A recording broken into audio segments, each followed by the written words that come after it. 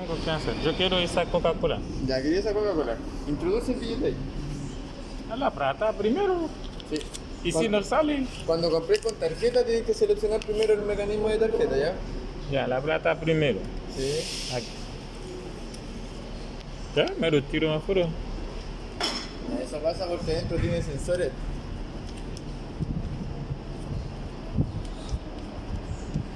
Entonces tú querías una Coca-Cola, ¿cierto? Sí. Entonces introducir el billete. No quiere mi plata. Está muy doblado. Ya, ahí lo procesó, ¿cierto? Mira la pantalla. Crédito de 1000. ¿Qué número tiene la Coca-Cola? 61. ¿Cierto? ¿Qué hacemos? Colocamos 1, 6. Y ahí está procesando. Y ahí te la tira.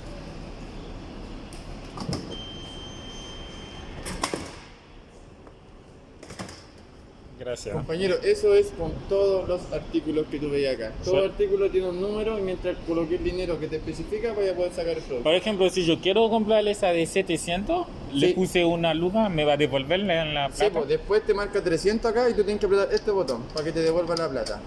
¿Cachai? Ya. Si tenéis moneda, colocáis la moneda, la tiráis hacia arriba. Colocáis la moneda, tiráis hacia arriba.